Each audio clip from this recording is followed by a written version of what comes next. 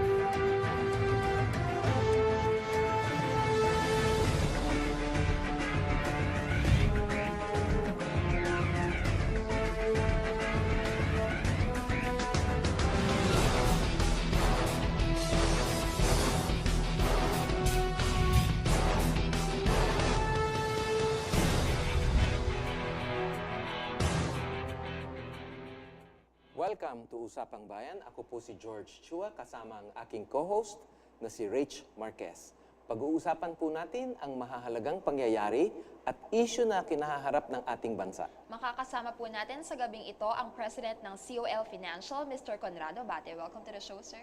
Good evening. Well, good evening, Dino, and thank you for joining us this evening. Well, why don't we start off by explaining to the public what COL is, what his history is, and also what it does in relation to the Philippine Stock Exchange and how we can make money out of the Philippine Stock Exchange. Yeah, COL has been around for about 18 years, and it's what we call an online stockbroker. When you say online, you can access the stock market through the internet through our website called www.colfinancial.com. And what we've done here is now we've been educating the Filipino investor on how to invest or take advantage of the opportunities in the stock market.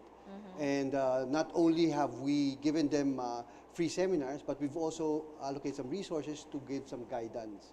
When you say guidance, some research reports or briefings to understand how best they can make their money grow in the stock market. And we've simplified it using technology. Yeah. So this is a slide about COL Financial. Maybe you can just explain it to the public. As of to date, we have about 240,000 customers that actually invest in the stock market. And these customers, mind you, are the small investor. When you say small investor, average size of their assets is about maybe 70,000 to about 240,000-50,000. Rich, masyado maliit yan sa'yo. Kasama ko dun sa 240,000 customers, sir. Yes. And these are people who what we call are wealth builders. They are the early stage in their lives who are trying to build wealth. So they're trying to make their money grow by investing it wisely. So ito mga to is what they call regular investors. Hindi yan yung mga, they're people what we call who are in their 50s, who are now what they call wealth managers. Yes. Wealth managers, or they're protecting wealth rather than growing it. Yeah. So they're looking for very simple investments that will give them returns that are more or less, predictable. But unlike what we do here in COL is that we help people start building wealth at a very young age. We're educating them and telling them that the stock market is one of the best places to make your money grow. Can you just give us a brief background about the Philippine Stock Exchange? What's it all about? How do you make money there? The Philippine stock market has been around for the longest time. I think it's in the 1920s and Janayal. We were one of the earliest stock exchanges in Southeast Asia or even Asia. But what has happened here is that the stock market has never really grown. It was left to a small group of wealthy investors who were investing in it in the 70s, 80s, and even up to the 90s. So walang masyadong participation dito sa ating bansa in investing in the stock market because we were happy with the high rate of interest rates we were getting from the banks, or what we call even the depreciation of the peso. So there was no need to learn how to invest the money because we were getting good returns of about double digit or even 20s during the 80s.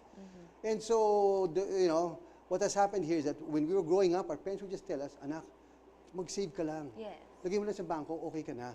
Huwag ka lang uutang kasi pag umutang ka, hindi mahirapan Hindi ka makabayad. Makabayad.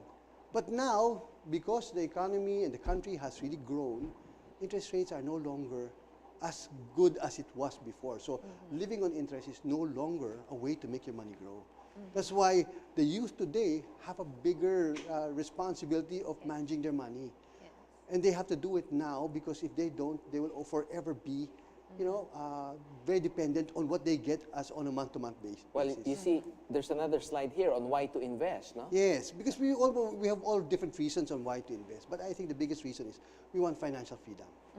We want to be able to, live the same kind of life that we have all throughout our lifetime. And most people, even the people who are much older, say, kailangan ba ako mag-invest sa stock market? Yes. 60 years old na ako. Mag-invest pa ba ako? We tell them, yes, you should. But of course, it's just the amount of the percentage of your assets that you'll invest in the stock market. Diversification. Meaning, if you're much older, you put maybe 20%, 10 to 20% of your savings in the stock market, because that will give you a return of maybe 8 to 10%. Versus if you put it in short term or even in bonds, you'll get only 3% or maybe Wala 2.5%. pa. And inflation is 4%.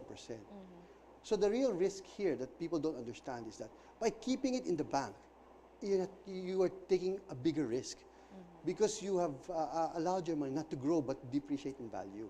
Well, you have another slide here that shows time deposits versus Yes. bank stocks. So you can see how simple it is. In other words, if you look at this slide, it tells you that in 2002, we were all putting money in the bank. And let's say if you had ₱1 million at that time, and you put it in the bank, and you told the manager every month or every 90 days, roll ka lang ng roll, ha? Roll my investments whenever there's a maturity, and keep it there up to today, which is 2018. 2010, the value of your asset would be about ₱1.4 million. And it would have grown about close to 2.5%. On the flip side, what if you just said, I will just buy the bank na lang, where I put my money in, rather than put it in the bank. Kasi marunong silang palago ng pera eh. Bakit pa ako magpapakahirap? I will invest with the people who know how to manage money, the banks. So if you put money in the bank then, and you held it for about 16 years, the return would have been close to 17%. Wow. Per annum. So you can see that these people really know how to make money. So why try to do it yourself when you can just depend on these people through the stock market? Sir, how can we explain in the most simple terms yung kung paano po mag-invest sa stock market? Because a lot of people are insecure na parang pag naririnig nila yung stock market, ang hirap naman yan, kailangan mo yan laging bantayan. Paano po ba natin Kasi ang i-explain? nagiging problema ng marami tungkol sa stock market, of course, is that there was a lot of misconceptions about the stock market in the past, and rightfully so. There were a lot of controversies. There were people who lost a lot of money. But if you really look at it, the reason why they lost money was because they didn't understand what they were doing. Meaning, one, they were relying on information that was not really well researched. Masa sa kapitbahay or whatever, or chismis, and decided to do, just invest. Second, they were not investing for the long term. They were only buying for the short term. Is that what you call Jupiter? Oh yes, Jupiter. Or they were just speculating, meaning they wanted to make a quick buck. What we do in COL is we tell people there's no such thing. If you want to make a quick buck in the stock market, then you have a good chance of losing money, even if you have the best information. It's because the stock market is a place where you have to be investing for the long term. The longer you keep your money in the stock market, the greater the chance of it to grow. Because the stock market is a barometer of the economy. Anong ibig sabihin nun? Ang ibig sabihin nun na we know that the future is always brighter Yes. as time goes by. Kasi kung ganun wala ng pag-asa, then there's no even point living anymore. Because it's doomsday. There's no reason to live. But we know the economy will continue to grow over time. There will be periods where it will slow down, even decline, but over the long term, gaganda. Paakyat yan. It's always getting better. And that's how you participate, through investing in the stock market. So pag nag-invest kayo sa stock market, the minimum period that you should really look at is 5 to 10 years. If it's shorter than that, then you shouldn't put in the stock market. Then you should not do it. But if you can, which you should, is put it for that period. Now, how do you do that? But 5 to 10 years is very long. I understand. So what you do is you only put the amount that you can afford to hold that long. Yes. So if it's only 2,000 pesos a month, then it's 2,000 pesos a month. But 2,000 pesos a month over a period of 10 years will give you close to ₱1 million already. We did a study. We said that if you put 5,000 a month for 10 years, that's 1 million, assuming a 10% return on average. If you hold it longer, it becomes much bigger. Naku, 3 Rich, million. kayang-kaya mo pala maging milyonaryo. Yes. So, ang umpisa lang is the discipline. Eh. Yes. Ang mali kasi sa pag-iisip ng mga tao ngayon is that when they try to save, what they do is sweldo, earnings, Yes. minus expenses is savings. Is that the right formula? No, it's not. It's the wrong formula. What people should understand is sweldo or your earnings less what you want to invest equals expenses. So you pay yourself Live within first. your means. Pay yourself first. So whether it be 1,000, 2,000, that's good enough. You start that way and live with the balance. Because normally what people say, I will just save kung may matira sa Yes, monthly yes. pay ko. What they have to do is take it away from the very beginning and live within that remaining amount. Right? Actually, sir, ako rin po nag-i-invest using COL Financial as my platform. Yun nga lang po, mahirap din talagang manghikayat ng ibang tao to also invest in the stock market. But not a lot of people know na as little as 5,000 pesos you can invest in the stock market. Can you explain that Yes. further, sir? Nowadays, as little as 5. The reason why it's 5,000 is because 5,000 is the minimum amount Beginner. that you can buy a Trading block. a sizable, the minimum size of a stock, a stock. So there's a minimum size that you can buy or a mutual fund. But the additional money that you can do after, the subsequent investments can be as low as 1,000 pesos. Yes. That's when you start buying another form of, buying stocks, which is mutual funds. So 1,000, pwede ka na mag-invest ulit buwan-buwan. Buwan-buwan lang yan. You can do it tuloy-tuloy mo lang yan. And I really believe that in the beginning, there'll be an adjustment in your, in the way you handle your money, but eventually, masasanay ka and you'll forget about it. The truth is, you should treat investing just like real estate too, in the stock market. Meaning, when you hold real estate in the stock market, when you buy real estate, kinakalimutan mo na yung value after 20, 30 years. Eh. Pareho rin sa stock market. Dapat ganun. But because the stock price is published every day, You can see the value. we get emotionally drawn to it or react to it. So, yun ang Hindi mga... ako nagbabasa So, niyan, dapat sir. hindi mo na pinapansin. Hulog ka lang ng hulog. Just make Yes. sure that you have the discipline of buying good quality companies or just buying what we call the Philippine Stock Market Index or the index fund.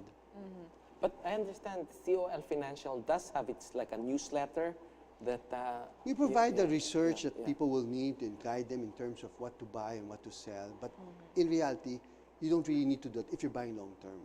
Meaning you just have to have Yes, that long discipline. Whether it's good times, bad times, just keep investing. And you should be investing even more when prices are down. Parang kanyan, pag may sale sa Average Mega Mall, down ka. kaya pag may sale sa Mega Mall, nagtatakbon tayo sa mall para mamili. Sa stock market din, pag bumaba yung presyo, we should be excited. Na bumaba yung presyo, therefore dito dapat ako naglalagay. So kahit na anong balita that's causing it, it should not worry us because we know this too will pass. Okay. Well, we need to have a station break at the moment. Sa amin pong pagbabalik, makakasama pa rin natin si COL Financial President, Mr. Conrado Dino Bate. Thank you.